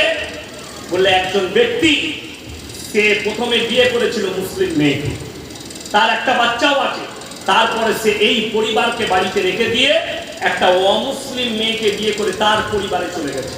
এখন সেইখানে সে মারা গেছে, তাকে কি করা যাবে? আমি বললাম কুকুরকে খাওয়া না হলে নদীর কিনারায় ফেলে জানাজা পড়া যাবে না। যদি কোনো মৌলবি জিদ করে পড়ে, জানবেন সেই মৌলবি কিয়ামতের দিনে পাকড়াও হবে। তার না জানাজা পড়া যাবে না, তার দাফন কাফন কবরস্থানে পড়া যাবে। যদি বলেন দলিল দেন, এমন একটা দলিল দুটোটা আমার বাপের দলিল নয়, আমার দাদুর দলিল নয়। রাসূল আকরাম সাল্লাল্লাহু আলাইহি সাল্লাম, বুখারী শরীফের হাদিস, রাসূল সাল্লাল্লাহু আলাইহি সাল্লামের কাছে খবর এলো, ইয়া রাসূলুল্লাহ, আপনার চাচা যান মরণাপন্ন অবস্থায় আছে। নবীজি ছুটলেন, চাচার হাতটা ধরে বললেন, চাচা একবার খালি বলুন লা ইলাহা ইল্লাল্লাহ মুহাম্মাদুর রাসূলুল্লাহ, একবার কলমাটা পড়ে নেন, আমি আল্লাহর কাছে আপনার জন্য কেঁদে কেঁদে ক্ষমা চাইবো। আল্লাহর নবী চাচা উত্তর দিলেন, আমি যদি বার্ধক্যে কলমা পড়ি, লোকে বলবে মৃত্যু ভয়ে কলমা পড়েছে, তাই আমি কলমা পড়তে পারবো না। সঙ্গে সঙ্গে আল্লাহ আয়াত পাঠালেন, ইন্নাকা লা তাহদি মান আহবাবতা ওয়ালাকিন্নাল্লাহা ইয়াহদি মান ইয়াশা। হে আমার বিশ্বনবী, পৃথিবীর মানুষকে বলো হিদায়াতের দপ্তরটা কার হাতে? সকলে জোরে বলুন, আরো জোরে বলুন। একমাত্র আল্লাহর হাতে। একমাত্র হিদায়াত হচ্ছে আমার আল্লাহর হাতে। আমি যাকে ইচ্ছা করি তাকেই আমি আল্লাহ হিদায়াত দিই। হে আমার নবী, আমার ইচ্ছা নেই, তোমার চাচা কলমা পড়তে পারবে না। রাসূলের চোখ দিয়ে পানি। আল্লাহর নবী চাচা যান চলে গেলেন। এরপরে নবীজি দোয়া করছেন, ওগো আল্লাহ, তুমি আমাকে যতদিন না নিষেধ করবে, আমি আল্লাহর তোমার কাছে কেঁদে কেঁদে আমার চাচার জন্য ক্ষমা চাইবো। নবীজি আল্লাহর কাছে কাঁদতে লাগলেন, আল্লাহ আমার চাচাকে ক্ষমা করে দাও। এরপর আল্লাহ আয়াত পাঠালেন, জিবরিল আমিনকে পাঠালেন, মারাত্মক উপদেশ দিলেন দুজনকে, এক মুমিন, এক হচ্ছে রাসূলকে। দুজনের উপদেশ এলো, মা কানা লিন নবিয়্যি ওয়াল্লাযীনা আমানু আইয়াস্তাগফিরু লিল মুশরিকিন ওয়ালাউ কানু উলি কুরবা। হে আমার নবী এবং মুমিনরা শোনো, যারা মুশরিক হয়ে বেঈমান কাফের হয়ে মারা গেছে, যারা বদ্দিন হয়ে মারা গেছে, তাদের জন্য দোয়া করতে পাবে না, যদিও তারা তোমাদের নিকটতম আত্মীয় হয়। কোরআন, তোমার যদি নিজের আত্মীয় হয় আর সে যদি মুশরিক হয়ে বেঈমান কাফের হয়ে মদের ভাটিতে গাঁজার ভাটিতে জীবন কাটিয়ে মারা যায়, তাও তুমি তার লেগে দোয়া করতে পাবে না। প্রথমেই যে লোকের কথা বললাম, খিলাফতি পেয়েছে, সে কি বলছে জানে? আমাদের মৃত্যু এমনি হয় না। আমরা কেমন করে হয় বললে, আমরা যদি মরে যাই, আমাদের জান কবজ করতে ডাইনে কাজরাইল আসবে না। কেন? বলে প্রথমে আমার পীরের কাছে যাবে, পীর অর্ডার দিবে, তারপরে আসবে। তোর পীর শয়তান, তুও শয়তান। কার মুরিদ? মনসুর শাহের মুরিদ। বাংলাদেশের এক ভণ্ডর নাম ছিল মনসুর শাহ, তার মাজার আছে বাংলাদেশে, আর তার অনেক ভক্ত আমার বর্ধমান জেলায় আছে। তারা যখন এই বায়ানটা শুনবে, খালি গালি দেখে যাবেন কমেন্টে। আর আমি তো এমনি গাল খাওয়া ভক্ত, অসুবিধা কিচ্ছু না, তাই না? অনেকজন গাল দেয়, ফোন করে গাল দিচ্ছে। তবে একটা জিনিস পাবে, যদি কেউ গালি দিতে যায়, ওটাও আমি দোয়া মনে করি। প্রচুর লোকে গালি দেয়, আমাকে গাল দিলেও আমি ফোন তুলি, আমাকে দোয়া দিলেও আমি ফোন তুলি। এটা আমার নিয়ে, আমার ফোন অন্য কেউ তুলে না, আমার পিএ তুলে না, আমার ঘরের লোক তুলে না, তার মিলিং তুলে না, আমি নিজে তুলবো ইনশাআল্লাহ। আর যখন আমার রেস্টের টাইম থাকে, আমি কল দেখলি আমি ঘুরিয়ে কল করি। তারপর কেউ যদি গালিগুলোজ বকে, তখন আমি তাকে ব্লক করে দিই, ইয়ার সঙ্গে কথা বলা যাবে না, গাল দিচ্ছি। এই আপনাদের কালিয়াচক এলাকা থেকে ফোন করে বলছে তোমাকে পেলে না মার্ডার করে দেবো। আমি বললাম আমি তো ঘর করে যাচ্ছি রে, ওখানে মারবিটা ভালো হবে, তাই না? মারো, আমরা তোমার খাবার লেগে আছি। আল্লাহ রসুলকে বেঈমান কাফেররা মেরেছে, রক্তাক্ত করেছে তয়েফের মাটিতে, তুমি আমাকে একটা পাথর মারবে কি এসে? আমি খালি দোয়া করবো আল্লাহ তোমাকে হিদায়েত প্রাপ্ত করুক। চ্যালেঞ্জ ছুড়ে বলে গেলাম, কবরে চাদর চড়ানো যদি জায়েজ হতো, আল্লাহ রসুলের কবরটা আসমান পর্যন্ত হিরে মতি মুক্ত চাদরে ঢেকে দিত, ঠিক কিনা? রসুলের কবরে জায়েজ নেই, পৃথিবীর আর কোনো মৌলবি মোল্লা পীর ফকিরের কবরের জন্য জায়েজ হবে না। মুসলমানের আকীদা বলে দিই, এই আপনাদের মতো প্যান্ডেলের পাশে গাছ, জায়গাটার নাম হচ্ছে তারকেশ্বর চাপাডাঙ্গা, সেখানে জলসা করছি, হুগলি ডিস্ট্রিক্ট। গাছ আছে, তলায় গাছটা রয়ে গেছে, গুড়াটা উপর দিকে বেরিয়ে গেছে, চারিদিকে প্যান্ডেল হয়েছে। গাছের গোড়ায় ঘোড়া রাখা আছে, আগারবাতি আছে, মোমবাতি আছে, একটা চিকচিকিওয়ালা ট্যানা আছে। আমি স্টেজে গিয়ে বললাম, বাবা আপনাদের এখানে হিন্দু মুসলিমের খুব মহব্বত। বলে হুজুর কেন? আমরা এই তো হিন্দু ভাইরা পুজো করে, তোমরা এখানে জলসা করছো। বলে হুজুর ওটা আমাদের, তোরা কি করিস? বলে ওখানে বুড়ো পীর আছে। আপনারা বলুন তো, একটা হিন্দু ভাই তারা মাটির মূর্তি তৈরি করে, এটা শিরক না শিরক না? শিরকের পাপ, আল্লাহ ব্যতীত অপরকে সিজদা করা। অথচ মুসলমান গাছের গোড়ায় ঘোড়া রেখে, মাটির ঘোড়া রেখে সেখানে সিজদা করছে। এটা কি করে দিন হতে পারে? এটা কি করে ইসলাম হতে পারে? মানুষ সেখানে গিয়ে ভালো মন্দ চাইছে। আমি তখন ছোট ছেলে, স্কুলে পড়ি। আমাদের এলাকায়, আমার গ্রামে একটা গাছ ছিল, তেঁতুলের গাছ। তেঁতুল বুঝেন তো? টক তেঁতুলের গাছ, বহুত বড়। আমার আব্বারাও ছোটবেলা থেকে দেখছে। ওইটার নাম হচ্ছে বুড়ো পিত্তলা গাছ। তো ওখানে বুড়ো পীর সাহেব থাকতে, তো ওই বুড়ো পীর সাহেব থাকতে মেয়েদের পরিবারে যার যেখানে যা বিয়ে শাদী হতো, তারা কি করতো? ভালো ভালো খাবার দাবার গুলো নিয়ে এসে ওইখানে দিত। কি গুলো? ভালো ভালো খাবার দাবার ওখানে নিয়ে এসে প্লেটে দিয়ে দিত। কে খাবে? পীর সাহেব খাবে। আচ্ছা, মানুষ মরে গেলে খাবার যোগ্যতা রাখে? এই মেয়েদিকে কে বুঝাবে? এনে রেখে দিত। খেত কে? কুকুরে খেত, চেঁচে পুচে খেয়ে চলে যেত। আর মেয়েরা বলতো, আল্লাহ গো, পীর সাহেব একদম শূন্য দাদাই করে খেয়েছে, আমরা হয়তো ওই পীর সাহেব খেয়েছি, তোর পীর খাইনি, ওই পীর সাহেব। এদিকে কে বুঝাবে? কেন? মানুষ এদিকে গুমরাহ করেছে। আমাদের সমাজ তো অর্ধেক শেষ হয়েছে হাদিসুন নিসা, মেয়েদের হাদিস। বললেই আমাকে ধরমপুরের লোক আর দাওয়াত দিবে না, ওই জন্য মেয়েদিকে বেশি কিছু বলবো না। বললে মেয়েদের বহুত বড় মজবা, ওরাই আমার চাঁদা দেয়, তো ওরা বলবে ওই হুজুরকে আনবি, দাওয়াত কমে যাবে আমার। ওই জন্যে আমি তাদের জন্য বেশি কিছু বলবো না। এতটুকু বলবো, তোমরা কুসংস্কার থেকে নিজেদিকে বাঁচাও, নিজেদিকে পর্দা পুশিদার মধ্যে নিয়ে এসো। হাত তুলে বলুন তো, আজ থেকে 5 ওয়াক্তের নামাজ কে কে পড়বেন? তাড়াতাড়ি হাত তুলে সকলে জোরে সোরে একবার বলুন, ইনশাআল্লাহ। নামাজ একজন কাজা করবেন না। নামাজ হচ্ছে এমন একটা হাতিয়ার, যারা পাপ করেন, যারা হস্তমৈথুনে ডুবে আছেন, তাদেরকে বলছি, তারা শুনেলেন, এই নিয়তে নামাজ পড়বেন। কোরআনে আছে, ইন্নাস সালাতা তানহা আনিল ফাহশাই ওয়াল মুনকার। নিশ্চয়ই নামাজ এমন একটা হাতিয়ার, যে হাতিয়ারটা এত বড় হাতিয়ার যে তোমাকে অশ্লীল কাজ থেকে সরিয়ে ভালো কাজের দিকে নিয়ে যায়। আমার মুসলমান ভাই, আমার ভাই জানেরা, কান খুলে শুনেলেন, আল্লাহ রাব্বুল আলামিন আপনাদেরকে দুনিয়াতে পাঠিয়েছেন এই প্রাণটা দিয়ে। যারা হস্তমৈথুন করছেন, তাদেরকে বলবো, যদি এই পাপ থেকে বাঁচতে চান, নামাজে দাঁড়ালে হবে না। ফাইন্নাহু ইয়ারা, নামাজে দাঁড়ালে মনে মনে ভাববেন, আমি আল্লাহকে দেখতে পাই বা না পাই, আমার আল্লাহ আমাকে অবশ্যই দেখছেন। এটা আপনাকে মনে মনে ভাবতে হবে। সবাই ভাববো, জোরে বলুন ইনশাআল্লাহ। নামাজে দাঁড়িয়ে নিয়ত ইমাম সাহেব করার আগে তাকবীর চলবে। আপনি মনে মনে ভাববেন, আমি আল্লাহকে দেখতে পাই বা না পাই, আমার আল্লাহ আমাকে অবশ্যই দেখছেন। ফাইন্নাহু ইয়ারা, নবীজি বললেন, তোমরা নামাজে দাঁড়ালে ভাববে আমি আল্লাহকে দেখতে পাই বা না পাই, আমার আল্লাহ আমাকে অবশ্যই দেখছেন। যাদের মনে মনে হচ্ছে আমরা পাপ থেকে বেরোতে পারছি না, তাদেরকে একটা টিপস দিয়ে যাচ্ছি। আপনি আজকে রাত্রে জলসা শেষ করবেন, দুয়া শেষ করবেন, এই জলসার পরে মজমায় বাড়িতে গিয়ে ছেলে হোক কিংবা মেয়ে হোক, যুবক হোক কিংবা যুবতী হোক, বিবাহিত হোক কিংবা অবিবাহিত হোক, সাধারণ হোক কিংবা বৃদ্ধ হোক কিংবা যুবক হোক, বাড়িতে গিয়ে আমার একটা কথার আমল করবেন। রাত্রে শুয়ে ঘুম ধরার আগে চোখটা বন্ধ করে ভাবতে শুরু করবেন, আমি আজকের রাত্রিতে মারা গেছি, ফজর হয়ে গেছে, আমার চারিদিকে আমার পরিবারের লোক বসে আছে, তারা কাঁদছে, আমার মা কাঁদছে, আমার বিবি কাঁদছে, আমার সন্তানরা কাঁদছে, আমি মারা গেছি।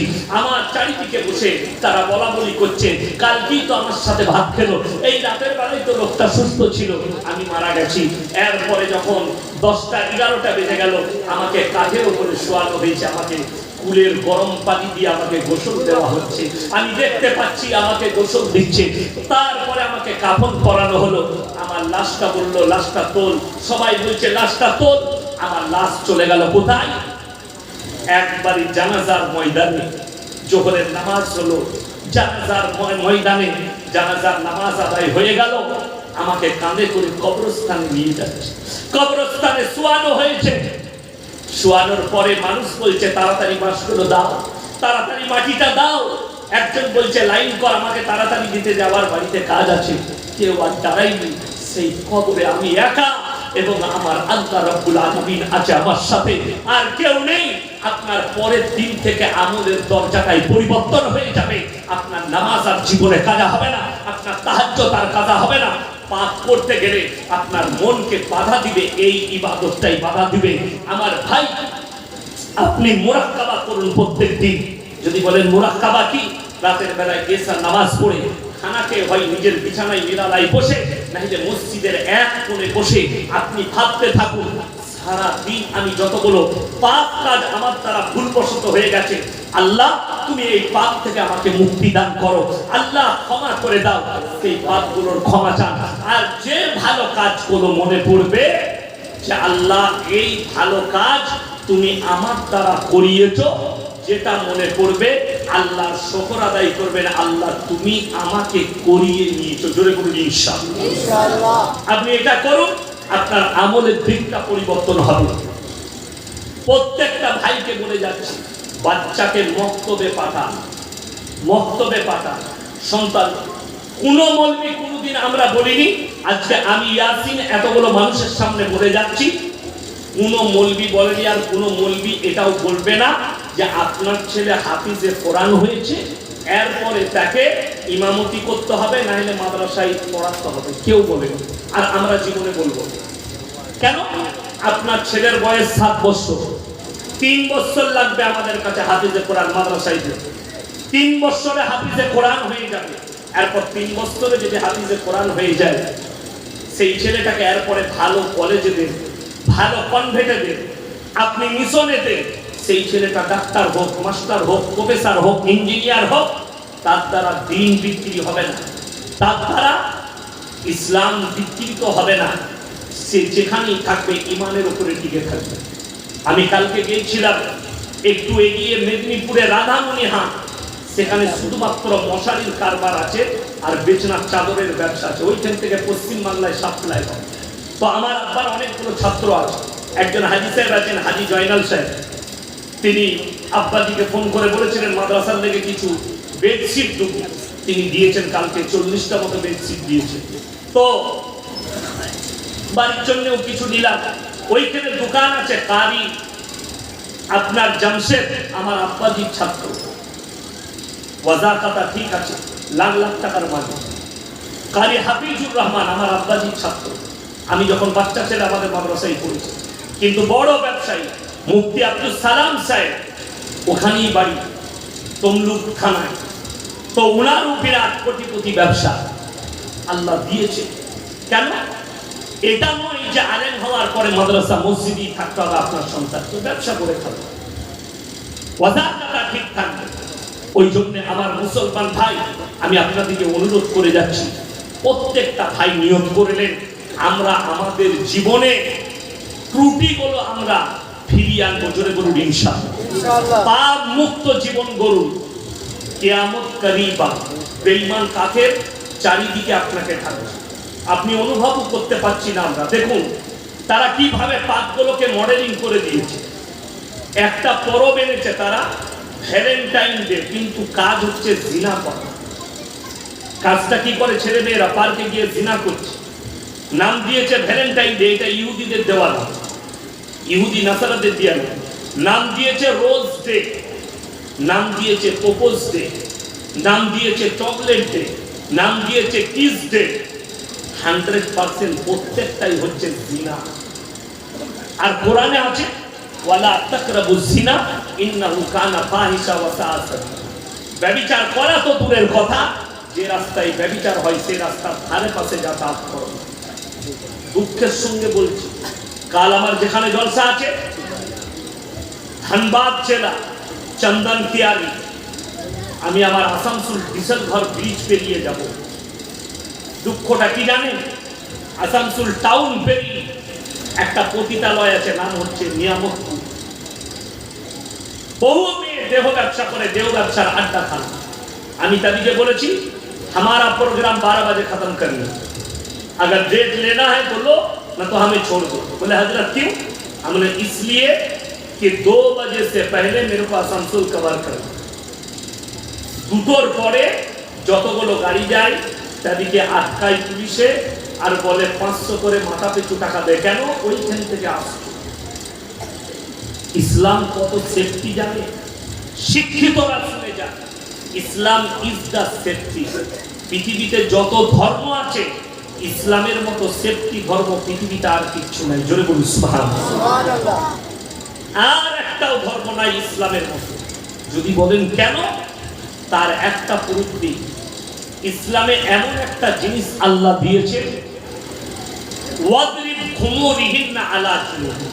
হে নারী, তুমি পর্দা নির্ধারিত করো, কোনোদিন ধর্ষিত হবে না, কোনোদিন তোমরা লাঞ্ছিত হবে না, বেইজ্জতি হবে না। ইসলাম নারীকে ঢেকে দিল, জোরে বলুন সুবহানাল্লাহ। বেঈমান কাফেররা নারীকে খুলে দিল। আমি কালকের জলসায় বলেছি, কলকাতার কাছাকাছি বলে, যে আমাদের জন্য ভারতবর্ষ দুঃখের বিষয় উলামাদের জন্য একটাই, সেটা হচ্ছে ভারতবর্ষের international airport, Kolkata Netaji Subhash Chandra Basu international airport, Delhi Indira Gandhi international airport, Mumbai শিবাজি ছত্রপতি ইন্টারন্যাশনাল এয়ারপোর্ট। এই এয়ারপোর্টগুলোর নায়ক নায়িকারা, বহু মেয়েরা ন্যাংটো ঘুরে বেড়ায়, ছোট পোশাক পরে। তাদের জন্য তাদেরকে কোর্টে যেতে হয় না। অথচ একটা মুসলিমদের মেয়ে বোরকা পরে, হিজাব পরে স্কুল কলেজে গেলে তাকে কোর্টে কেস লড়তে হয়। এর থেকে দুঃখ আর কি হতে পারে? আমার মুসলমান ভাই, ইস ঘর কো আগ লাগি ঘর কি চিরাগ। মুসলমান, তোমরা নিজেদের ঘরে নিজের আগুন ধরিয়েছো। নিয়ত করে আপনার 5 বছরের মেয়ে যদি স্কুলে যায়, তাকেও হিজাব পরিয়ে পাঠাবো সবাই। জোরে বলুন ইনশাআল্লাহ। তাকেও পাঠান। আমার 2টো মেয়ে স্কুলে যায়, আমি বলেছি যেদিনে বলবে বোরকা পরে হিজাব পরে আসা যাবে না, সেদিনই তোমার স্কুলে ছুটি। আমি ঝামেলাও করতে যাব না, স্কুলে আর পড়ার প্রয়োজন। তুমি যে বাড়িতে আরবি করছো ওটাই তোমার সংসার করবে, জান্নাতকে করিব করে। যারা যত নিজের বিবিকে পর্দায় রাখবে, তাদের স্ত্রীরা জান্নাতে তার ততটাই কাছে হয়ে যাবে। জোরে বলুন সুবহানাল্লাহ। আমরা মনে করেছি বোরকাটা মানে পর্দা। আমরা মনে করেছি কি বোরকা পর্দা মানে বোরকা পরে বাজার ঘুরতে পাবে, বোরকা পরে রাস্তায় ঘুরে বেড়াতে পারবে। কে বললো আপনাকে বোরকাটা পর্দা? বোরকাটা পর্দা নয়। বোরকা হচ্ছে জরুরি একটা শরীর ঢাকা পোশাক। পর্দা হচ্ছে বাড়ির 4 দেওয়াল, ঘরের ঘেরটা, এটা হচ্ছে 4 দেওয়াল, এটার নাম পর্দা। পর্দা বাইরে জরুরি কোনটা?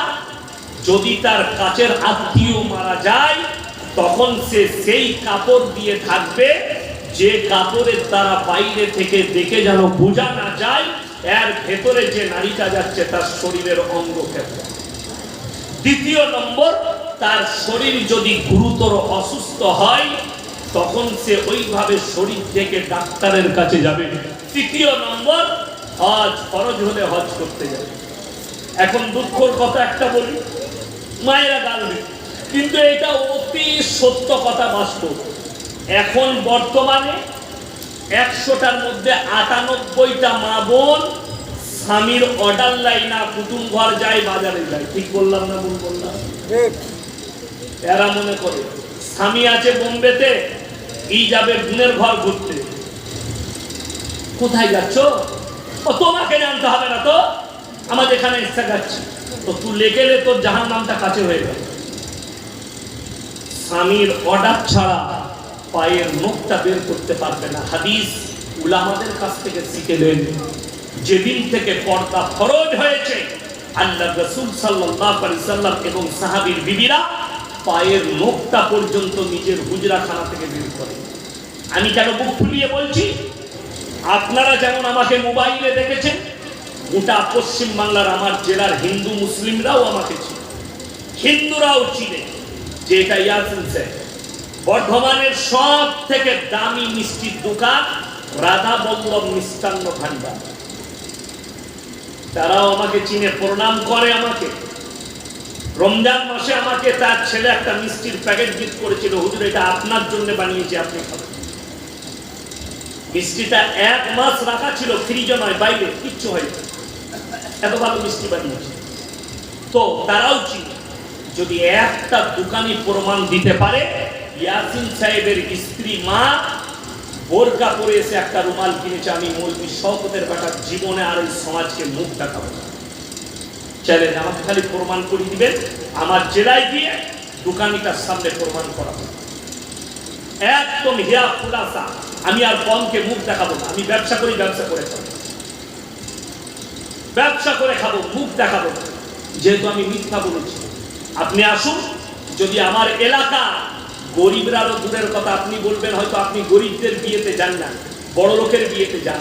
একটা ধনী ব্যক্তি যদি কেউ বলতে পারে এত আমার বন্ধুত্ব আছে, গরিব থেকে বড় লোক পর্যন্ত সবাই চিনে, কারোর হিম্মত নাই যে বলে দিবে হুজুর আপনার বিবিকে নিয়ে আসবেন, প্যান্ডেলে বসে খেয়ে যাবে, তার জন্য আমার জুতো রেডি আছে। এটা আমি পাই ক্যামেরা বলছি, হিম্মত নেই। আর আমার 17 বছর বিয়ে হয়েছে, আজ পর্যন্ত আমার বিবি মা আমাদের বাড়ির কেউ প্যান্ডেলে বসে খানা খায় না। কোন মাইয়াত বাড়ি হলে আমাদের পুরুষদের বাড়ির পুরুষদের অর্ডার, রাত্রে দেখা করতে যাবে, লাশের মুখটা দেখতে হবে, এটা কোনো মানে না, তাই না? আমাদের দেশে কোথায় কালিয়াচকে মারা গেছে, কিন্তু আমার খালি চিন্তা হয় কোথাকার কে মরছে। আমরা অত কুটুম জানি না, কিন্তু মায়েরা কুটুম জানে। বেটা বলছে কে হয় গো তোর, তুই জানিস না তোর বাপের কুকুর বিয়ানের অমুকের করে একটা ঠিক কুটুম বার করছে। ঠিক বললাম না ভুল বললাম? কত কুটুম আমরা জানি না, ঠিক, কিন্তু যাবি মরা ঘর। আচ্ছা আপনারা ইমানদারির সঙ্গে বলবেন, মহিলারা মরা বাড়িতে ভিড় করলে বেশি নাকি না আমরা পুরুষরা গিয়ে জানাজা করে মাটি দিলে বেশি নাকি? বাবা কথা বলেন। পুরুষরা গিয়ে যদি জানাজার নামাজ পড়ে মাটি দিই তো বেশি নাকি পাওয়া যাবে, জোরে বলুন না সুবহানাল্লাহ। ওই জন্য মায়েদের ভিড় করার প্রয়োজন নাই। তোমরা মরা বাড়ি যেতে পাবে যদি নিকটতম আত্মীয় মারা যায়, তবে দূরবর্তী আত্মীয়রা, কিন্তু মায়েরা যাবি কেন? ওরা তো বসে আলু খেতে যায়, বস আর ভাত খাবে মরা বাড়িতে। শুনেলেন মাসলা, শুনে যান। যদি কোনো ব্যক্তি মারা যায়, হাদিসে আছে 3 দিন তার বাড়িতে চুলা জ্বলতে দিও না, এটা প্রতিবেশীর হক, পড়শির হক। যার বাড়িতে মাইয়াত হয়েছে তার বাড়ির যদি খরচা করে খানা রান্না করা হয়, এটা ইসলামী শরীয়তে জায়েজ না। আর আমাদের বর্তমানে অনেক গ্রাম আছে, যার ঘরে লোক মরেছে তার ঘরে গরু চালিয়ে খানা ওকে খেতে হবে, মজা করে খানা খাবে না। রমজান মাসে কিসের খানা? একজন আমাকে বলছে আপনি কি বলছেন, অনেক অসুস্থ লোক আসবে। আমি যে অসুস্থ হবে তাকে কে আসতে বললে, সে তো ঘরে থাকবে।